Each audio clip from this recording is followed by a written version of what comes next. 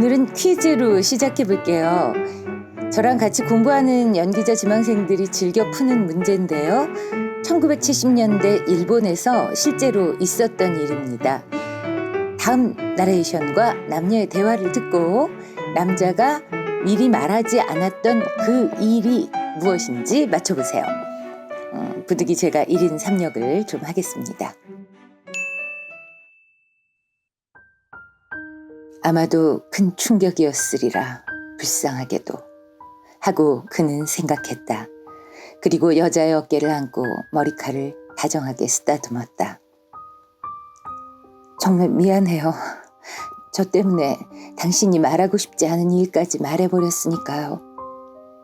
괜찮습니다. 특별히 사람들한테 그 일을 숨기고 있는 건 아니니까요. 역시 제가 먼저 언지를 드렸다면 좋았을 텐데 오해를 일으키지 않도록 말이죠. 지금은 오히려 제가 당신에게 몹쓸 짓을 한 것 같은 생각이 드네요. 그는 5개의 긴 손가락으로 그녀의 머리칼을 부드럽게 오랜 시간 계속 어루만지고 있었다. 그것은 조금씩 그녀의 흥분을 가라앉혔다. 그러다 그는 그녀의 오른쪽 귓불에 있는 점 하나를 발견하고 숨이 찰 것 같은 그리움을 느끼게 되었다. 2살 터울의 누나에게도 비슷한 곳에 같은 크기의 점이 있었기 때문이다.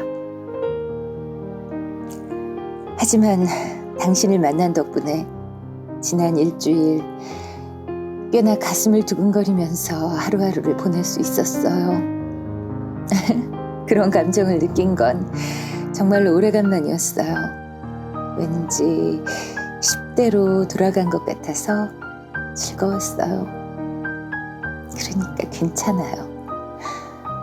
미용실에 가기도 하고 단기간 다이어트를 하기도 하고 이탈리아제 예쁜 속옷을 사기도 하고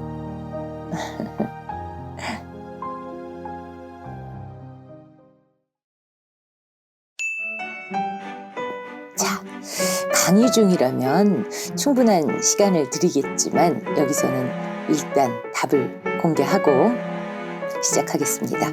대화 속의 남자가 특별히 숨기고 있는 건 아니라는 그 일, 그건 바로 그가 게이라는 사실입니다.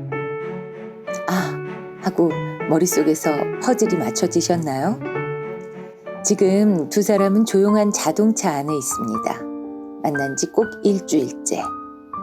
여자는 30대 중반의 가정주부로 큰 무역상사에 다닌다는 여자의 남편은 아내를 살림하는 기계쯤으로만 여기는 정남이 떨어지는 사람입니다. 그런데도 이 아름다운 여자는 성실하고 충직하게 살아왔죠. 그런데 얼마 전 유방암 말기 진단을 받았습니다. 이 심심하고 착한 여자의 유일한 취미이자 사생활은 매주 한 번 대형마트에서 장을 보고 그곳의 찻집에 앉아 좋아하는 책을 읽는 겁니다. 한편 남자는 30대 중반의 유명한 피아노 조율사입니다. 매력적인 기다란 손가락을 가진 미남자죠. 워낙 명성이 높은 피아노 조율사여서 수입도 좋습니다. 그런데 그는 10년 전 자신이 게이라는 사실을 커밍아웃하는 바람에 친누나가 파혼을 당했던 일이 있습니다. 누나는 그 일로 화가 나서 동생하고 연을 끊어버린 상태고요. 근데 이 남자 역시 일주일에 딱 한 번 이 찻집에 들러 책을 읽곤 했던 거죠. 일주일 전 이 2 남녀는 한 찻집에서 등을 맞대고 앉아 독서 중이었습니다. 그런데 이런 우연이 있을까요? 둘은 똑같은 책을 읽고 있었습니다. 그것도 신간 베스트셀러 같은 게 아니라 일반인이라면은 제목도 모를 그런 책이었죠. 그날 둘은 엄청난 교감을 느끼면서 많은 대화를 나누었고 일주일 뒤 같은 장소에서 좀 더 일찍 만나 식사를 하기로 했습니다. 그리고 바로 조금 전에 만나서 밥을 같이 먹고 막 드라이브를 나온 참이었는데요. 여자가 용기를 내서 말했던 겁니다. 저기 러브호텔 같은 데 가서 잠시 쉬었다 가지 않겠느냐고. 근데 하필이면 이 신의 선물 같았던 남자가 게이였던 거죠. 하지만 또 한편으로는 다행입니다. 이 여성이 한 점 부끄럼 없이 세상을 떠날 수 있게 됐으니까 말이죠. 한편 여자의 귓불에서 점 하나를 발견하고 누나가 사무치게 그리워졌던 이 남자는 집에 돌아오자마자 누나에게 연락을 합니다. 그렇게 우연의 힘에 기대어서 10년 만에 만난 누나가 처음 하는 말이 얼마 전 유방암 말기 진단을 받았다는 거였죠. 그래서 널 꼭 다시 보고 싶었는데 미안해서 먼저 연락할 수가 없었다. 나레이터는 일본의 작가 무라카미 하루키입니다. 오랜 지인이었던 피아노 조율사로부터 이 얘기를 전해 듣고 하루키는 생각했답니다. 이 세상에는 물리법칙만으로 설명할 수 없는 어떤 힘이 반드시 존재하는 것 같다고. 그래서 이런 류의 기묘한 얘기들만을 모아서 도쿄 기담집이라는 책을 출간하게 됩니다.